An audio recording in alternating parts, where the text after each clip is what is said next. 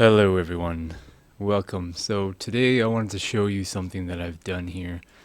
I did a mixing competition for Indaba Music.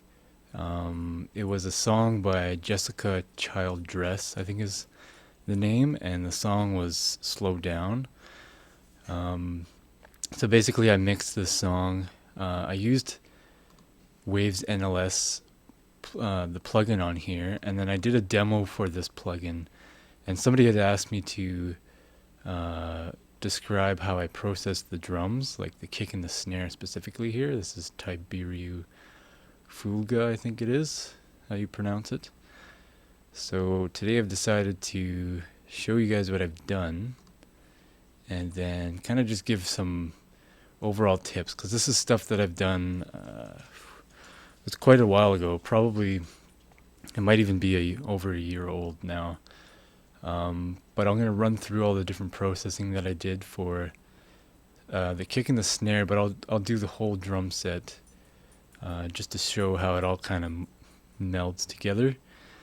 And then I'll just give you some more tips that I might have for processing drums, since I've been mixing for even another year after I've done this thing here, so I might have a little bit more to say.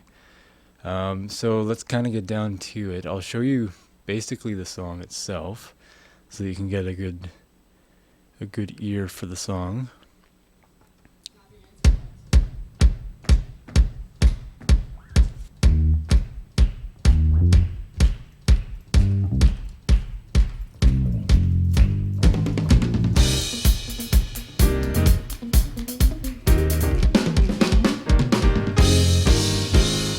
Do you wanna be my baby? 'Cause this could be more than just a one night rendezvous. You've got my heart acting crazy, baby. My head just spins every time I think of you.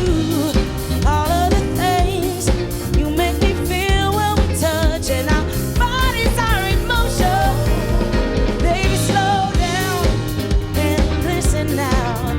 I've got more than enough of that love that you're missing. Slow down, pay attention. We've got nothing but time, so baby, don't say goodbye. Baby. So I think you get the gist of that. One thing I do want to say is that the recordings themselves, like of all the instruments and whatnot, were done really well. So that's like basically 80% of the sound right then and there. Number one is, first of all, you have an actual good drum set, and it's properly tuned so that you're getting the most out of that drum, and then it's recorded well, which then again you're getting most out of the recording, and then I just have to do like some small processing on it to make it sound kind of polished. So yeah, 80% of the work is already there, and I'm just making it polished. But let's go ahead and dive into the kick and the snare first. So I think what I did was I played around with a few different compressors just to see what they would sound like, and then decided after using this one here, it sounded the most punchy and kind of just the sound that I was going for. Then I used Shep's EQ, same kind of thing. I just wanted to use something that I could drive it with and get a crunchy sound. I didn't drive it too much in here because I turned down the input, but this helped me get that kind of sound. It has a good EQ on it as well, so I used that as the main EQ, and I used the Pultec to get more of a scooped, polished sound to it. And then I just added some transient designer stuff, very little on here. I'll kind of work through all of them. And I believe I did that for the kick and the snare. But for the snare, I used the mid Pultec instead. So what I wanted to do was give you guys a demonstration. Let's switch windows here. Here we go. Give you guys a demonstration of what it sounds like without the processing. And I'll just solo the drums with the boom mics here.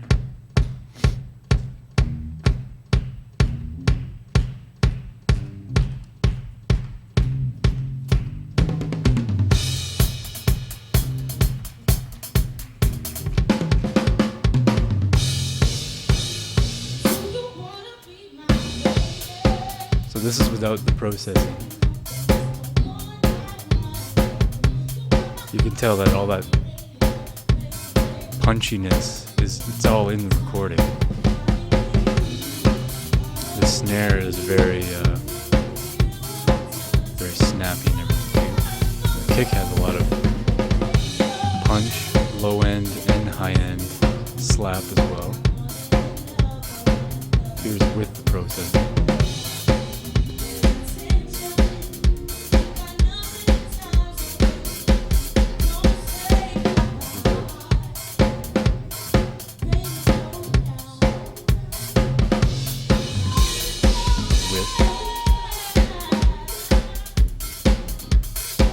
So yeah, basically, like I said, it's almost all there. Now,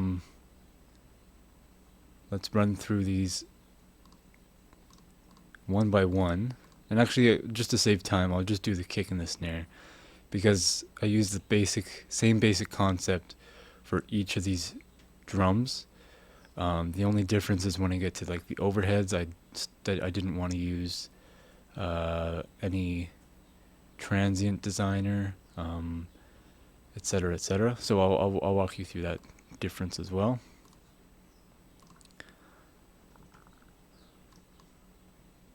But here's the kick.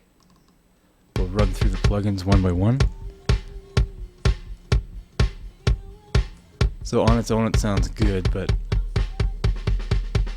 there's some volume changes. So I wanted to kind of just even out the volume change to a nice constant pounding kick. So you can see there's about probably 2 decibels of gain reduction. Not too much, just enough to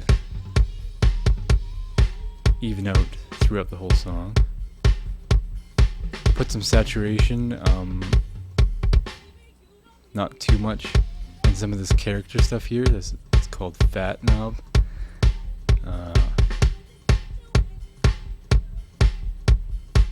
The more you put, just the more low end it kind of just beefs it up more.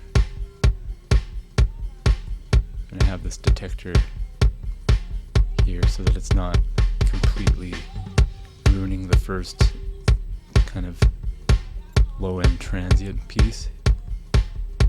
The detector allows anything from 100 Hertz and lower to be bypassed and not being included in the signal. That's gonna trigger the compressor. If you go higher, you can see there's a lot less gain reduction. Off brings it to about almost 4 decibels. So the sound difference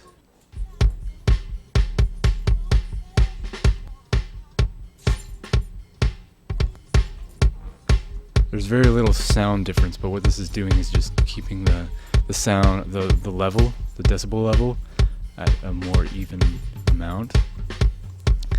The most processing is probably in this plugin here, this Sheps EQ. You can see I have a lot of low end here at 35, quite a bit at 10K, which that's like that top end slap that you can hear. Let's run with that plugin.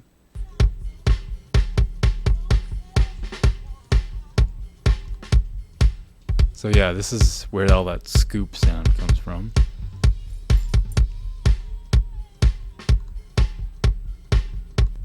Quite heavily processed with the EQ. So the low end, if we take it out,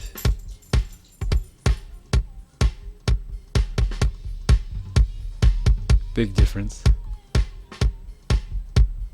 If we start going up in frequencies,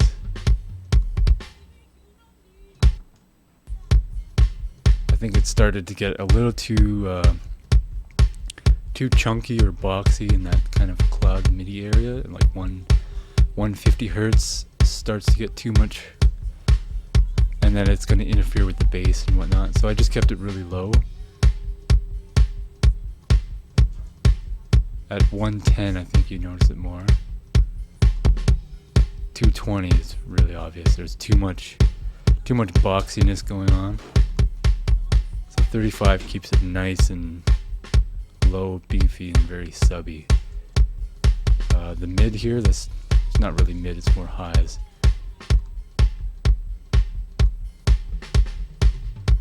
But it's that really clear, tight slap sound that I wanted to emphasize. And then on this preamp here, I'm actually using this drive part, which it adds a lot more volume, so I'd have to actually adjust this to make it a true comparison. But with the drive, what that allows you to do is, let's actually link this so it's a true comparison.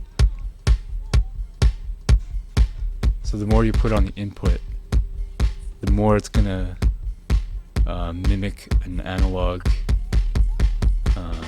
device clipping, so you can hear that distortion just popping away. Which sometimes that's what I want to do. I can do that on my analog device or on this.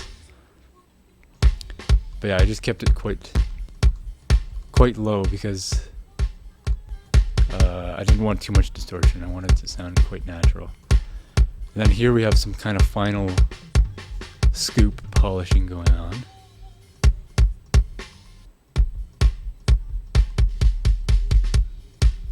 So even more of a scoop sound.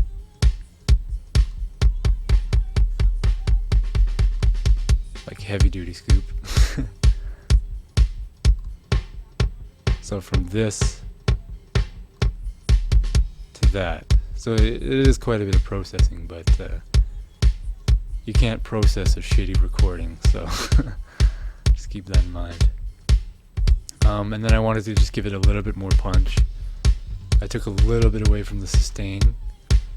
I don't know why. I don't think it does too much, but it'll keep it less flabby of a kick.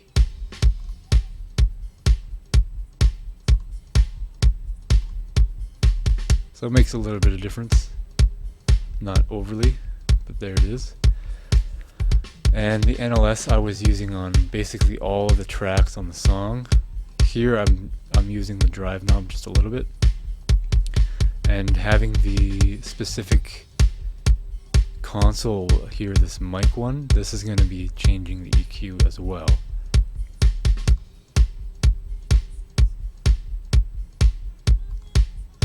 It's not an EQ plugin, but it's going to be changing how the frequencies are distributed or processed and stuff. I don't know if you can hear that.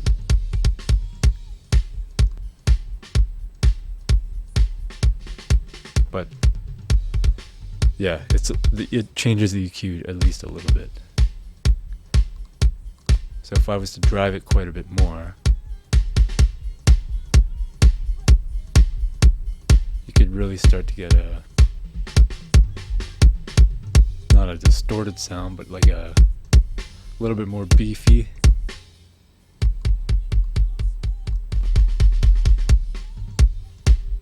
I think it is more distorted, but not very distorted. So that's the kick.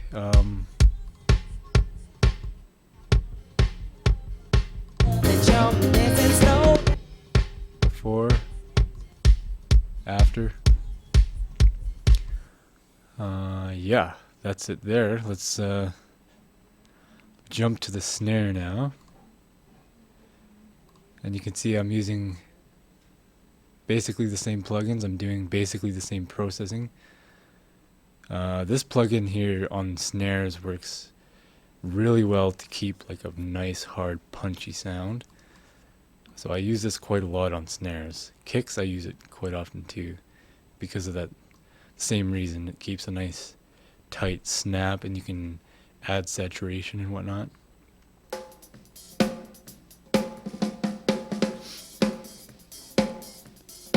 And this, I'm not using the detector high pass filter.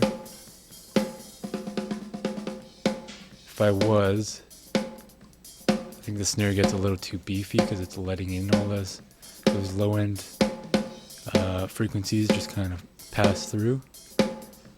So quite heavy compression itself, like the ratio. This here I think is a quick release and a slow attack. So the slow attack is going to allow the transients to come through before it starts activating the compressor, and then it releases quite fast, so you can hear all the tail end of the snare quite. It emphasizes the tail end more. If you have a longer release, you can't hear it as well. So there's that. I'm adding just a little bit of fatness. I didn't want too much low end on this because it'll start muddying up and making it too heavy of a sound, too weighty. Let's actually get rid of these plugins. So on its own, with all the processing,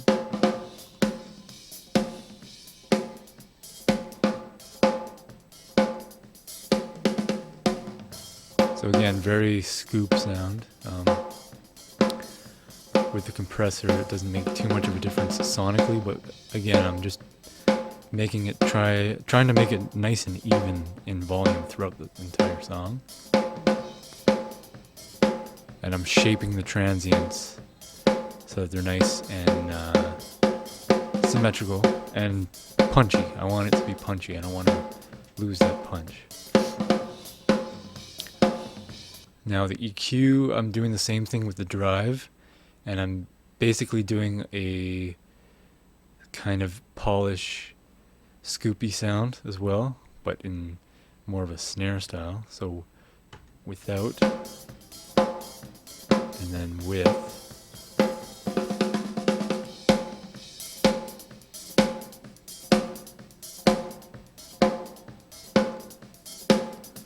So I'm using this drive to my advantage. I'm doing a lot more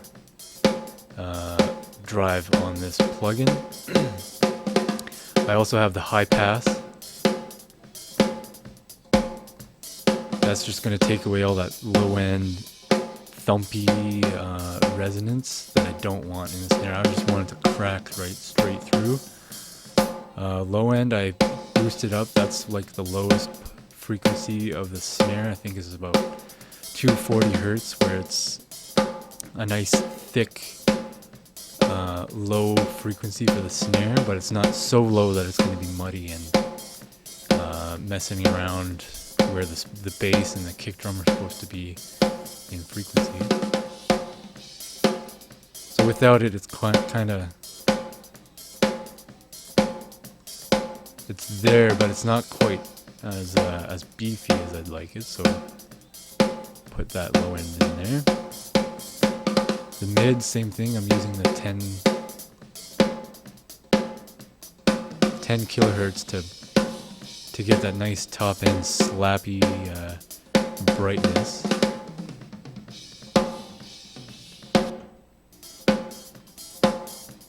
You can hear it just really clears it up, makes it stick out in the mix. I mean, you can't hear it in the mix right now, but that's what it's doing. In the high end, because this is not catching everything, this starts at 12 kilohertz and it's a shelf. You can see right here, it's a shelf EQ. This has that last little bit of like the snare crispy highness that I'm boosting. So there's that part of the EQ.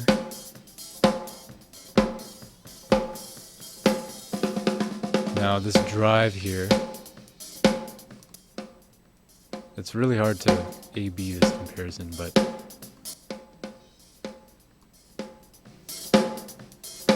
here, let's try and do this here. You can hear it's EQ'd, it's processed, but the difference between this and that, there's something about the transients, there's something about the punchiness, and just the overall impact. That's what this drive is doing.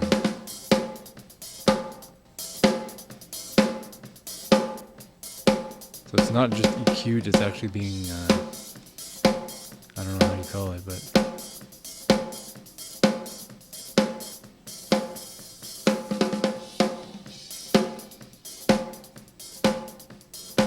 the more you crank it, the more distortion you get. It must be the distortion that's giving it more impact. So there's that.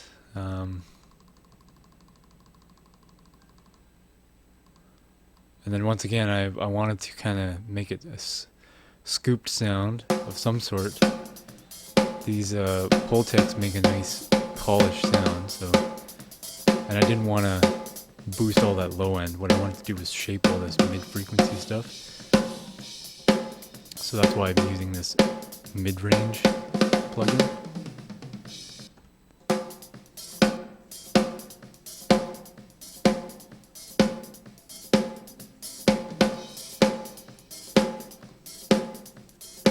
So with this plugin, what I'm doing is I'm attenuating quite a bit of those highs that I boosted already. So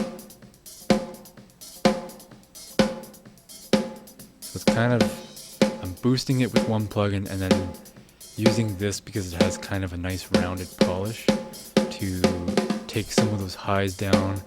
And then what I'm doing is boosting at 200, a certain amount. And then doing a dip, cutting at about 1.5, and that's an important frequency for like the vocals and more mid-range instruments like guitars and whatnot. Bass can sit around 2 to 3. There's a nice frequency range for the bass, for like the nice high mid frequencies. That's a good place. Just under that is good for I think in the vocals and the guitars in this song will be coming through at that frequency. So I kind of dipped it just a little bit there, made it poke out a little bit more at 200 and took a little bit of those highs out. So you can probably hear the difference.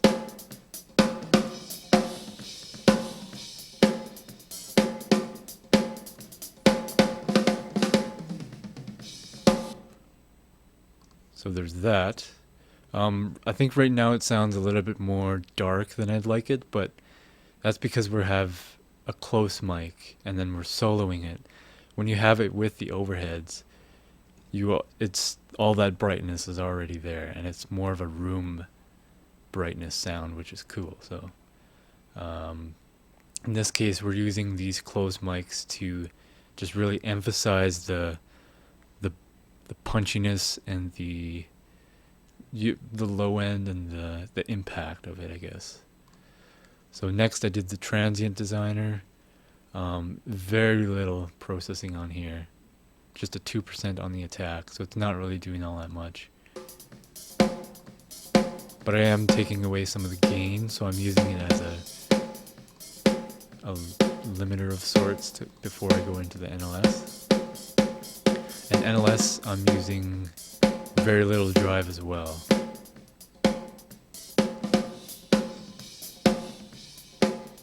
But you could hear with that volume dip, and then some of the drive and whatever this mic console is doing, it's changing the sound a little bit.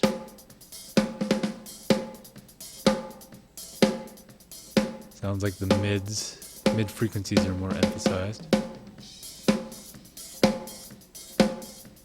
Top end is kind of shaved off a little bit. So let's hear those together.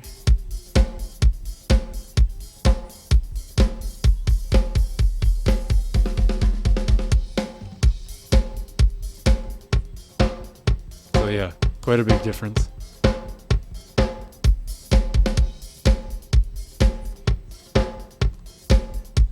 get these overheads in here.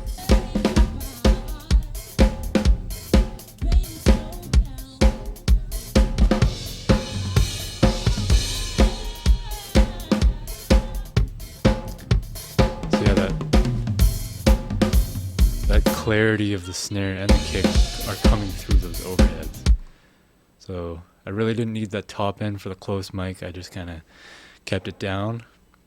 You don't really have to do that, but I just did for whatever reason, and it seems to work here. So the rest of the drums here, like the toms, I ended up using a gate to get rid of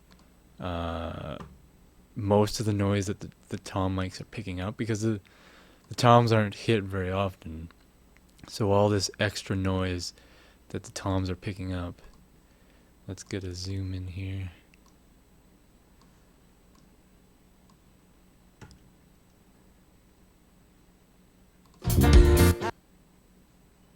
So right here, there's a tom hit. Without the gate, you just get all this extra noise. So all of this is going to be compiled. That's 3 tom mics picking up a whole bunch of stuff that I just don't need. All this extra whatever. Don't want it. So I put in a gate, which is gonna stop the noise from coming. Once the noise reaches a certain level, so when the tom is actually being hit, then it's going to open the gate and allow the sound to come through. I don't know if you guys know what a gate is, but I'll just quickly explain. So you can see here, all of these hits are only reaching about -26. And at that point, the gate is closed. And I set it here so that the gate opens at -21.9. So whenever it passes that threshold, the gate opens for a certain amount of time. And then once the sound reaches -25.9 again, then the gate starts to close. And there's a hold and release time for the gate to close. I'm specifying how long it takes for it to close. And the attack time is I'm specifying how long it takes for it to open completely once the threshold has been reached. So nothing's coming through, and then 2 tom hits come in and it reaches the thresholds and opens. That's something that I do a lot on especially tom mics, but most close mics is what I'll use it on. I don't use it on overheads or room mics because you're trying to get that entire drum sound the whole time. You don't want to be gating that unless that's something creative that you're doing. Yeah, so there's that. Then the room mics, I kind of just did my own processing. Kind of normal compression and just EQing some stuff. The overheads, basically the same thing. I really crushed them actually. Let's have a listen.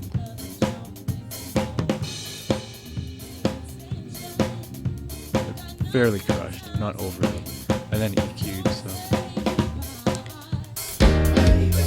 Baby, slow down. Baby, slow down. So nothing overly crazy. These are very basic. Baby, you don't need to worry. Basic processing steps that I use and most people use. I think I've processed it more than I thought I did.